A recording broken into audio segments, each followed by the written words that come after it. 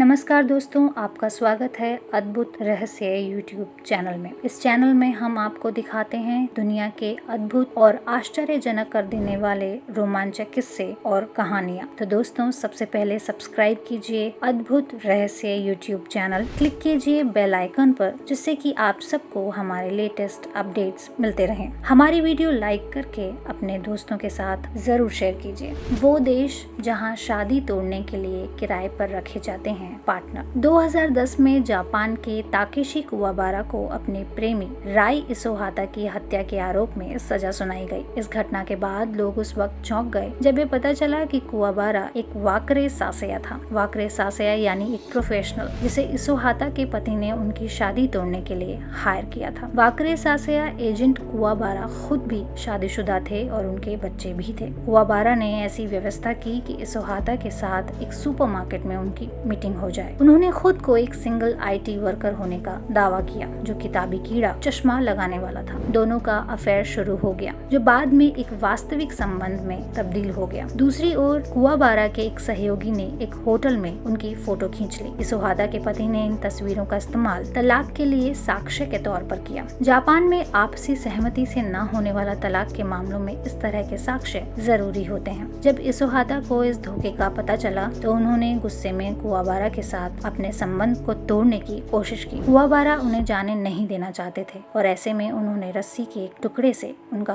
गला दबा दिया। इसके अगले साल उन्हें 15 साल जेल की सजा सुनाई गई। वाकरे सासेया इंडस्ट्री को झटका। इसोहाता की हत्या के बाद वाकरे सासेया इंडस्ट्री को तगड़ा धक्का लगा। फर्जी मामलों के अलावा इस घटना ने इंडस्ट्री में कुछ सुधारों को भी बढ़ावा दिया। इनमें निजी जासूसी एजेंसियों के लिए लाइसेंस लेने की जरूरत भी शामिल थी। फेयरवेल शॉप फर्स्ट ग्रुप के एक एजेंट युसुके मोचिजुकी का कहना है कि इस ट्रेजेडी के चलते वाकरे सासेया सेवाओं के ऑनलाइन विज्ञापनों पर सख्ती कर दी गई। साथ ही आम लोगों में भी संदेह बढ़ गया, जिससे वाकरे सासेया एजेंटों के लिए काम करना मुश्किल हो गया।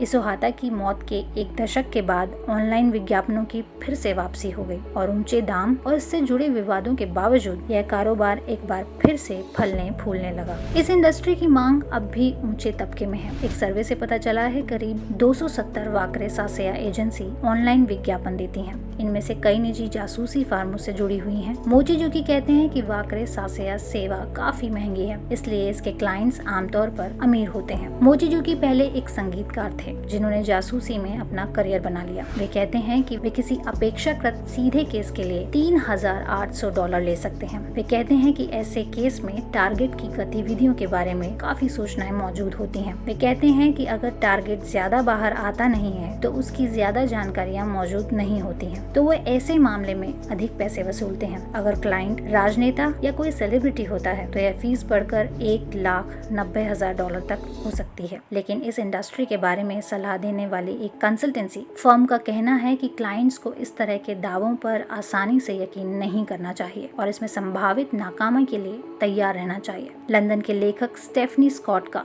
Novel What's Left of Me Is Yours मोटे तौर पर इसोहाता मामले पर आधारित है। अपनी किताब के लिए उन्होंने गहन रिसर्च की है और इस वजह से उन्हें ब्रिटिश जापानी लॉ एसोसिएशन का एसोसिएट मेंबर भी बनाया गया है। स्कॉट का कहना है कि वाकरे सासेया आपको टकराव से बचने में मदद देता है। यह एक मुश्किल हालात को बिना विवाद पैदा किए निपटाने का एक जरिया साबित होता है।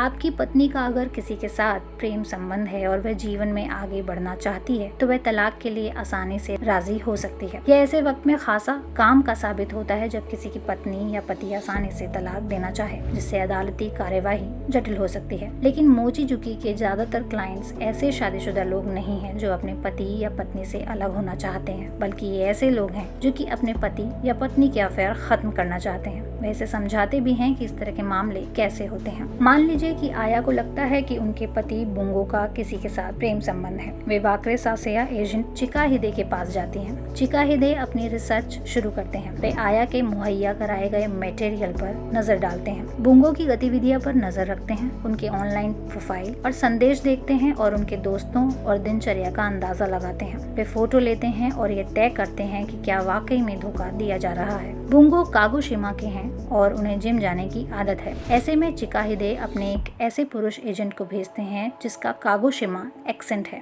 इसका नाम दाइसुके है। इस तरह से वे संपर्क स्थापित करते हैं। दाइसुके उस जिम में जाते हैं जहां बुंगो अक्सर जाते हैं। दोनों की आपस में बात होती है। दाइसुके बिंगो की रुचि के विषयों पर चर्चा करते हैं और इस तरह से जाहिर करते हैं कि दोनों में कितनी समानता है। धीरे धीरे वे बुंगो की गर्लफ्रेंड एमी के बारे में जानकारी जुटाते हैं। दाइसुके अब एक महिला एजेंट फुमिका को लेके आते हैं। दाइसुके और बुंगो की तरह से ही फुमिका एमी के साथ दोस्ती गांठती है और उसके बारे में जानकारियां जुटाती है। इनमें उसकी रिश्तों को लेकर तरजीह और उसके आदर्श पुरुष जैसी जानकारियां निकलवाना शामिल होता है। फुमिका अपने टारगेट एमी के साथ एक ग्रुप डिनर आयोजित करती है और उनमें कई अन्य एजेंट मौजूद होते हैं। इनमें से एक पुरुष एजेंट गोरो भी होता है। गोरो के पास पहले से एमी की पसंद और नापसंद की पूरी जानकारी है और वे एमी के आदर्श पुरुष की तरह बनकर आते हैं। गोरो एमी को लुभाते हैं। हालांकि वास्तविक एजेंट मोचिजुकी यह स्पष्ट करते हैं कि एजेंट्स अपने टारगेट्स के साथ सोते नहीं हैं ताकि प्रोस्टिट्यूशन पर बने कानून को न तोड़ा जाए। अब किसी और की जिंदगी में आने के चलते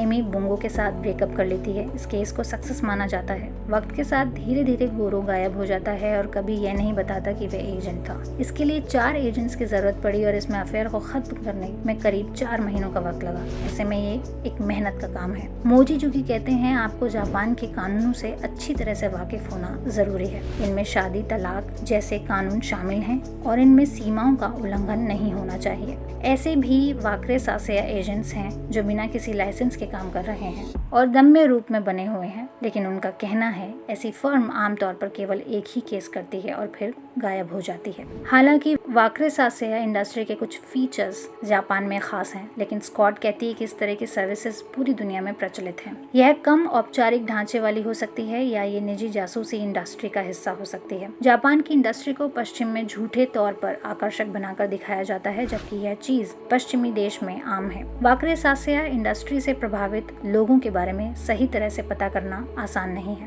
लेकिन स्कॉट के मुताबिक लोग यह नहीं बताना चाहते हैं कि वे इससे जुड़े हुए हैं। इससे पीड़ित हुए लोगों के बारे में तो छोड़ ही दीजिए। टीवी और रेडियो प्रोड्यूसर माई निशियामा कहती हैं जापान में हर चीज का एक मार्केट है। इसमें कई तरह की रिलेशनशिप आधारित सेवाएं भी शामिल हैं। संबंध खत्म होने पर पति या पत्नी को मुआवजा दिलाने के लिए एजेंट्स का इस्तेमाल होता है। इससे यह संकेत मिल रहा है कि मोचिजुकी जैसे एजेंट्स की सेवाएं लगातार कीमती बनी रहेंगी। वे कहते हैं ये बेहद दिलचस्प काम है। लोग किस तरह के होते हैं देखना बेहद दिलचस्प होता है। अगर आपके पास भी ऐसी कोई रोचक जानकारी है तो उसे हमारे साथ जरूर शेयर कीजिए। हमारे वीडियो के कमेंट सेक्शन के माध्यम से लाइक कीजिए, सब्सक्राइब कीजिए और अपने दोस्तों के साथ जरूर शेयर कीजिए। तो देखते रहिए अद्भुत रहस्य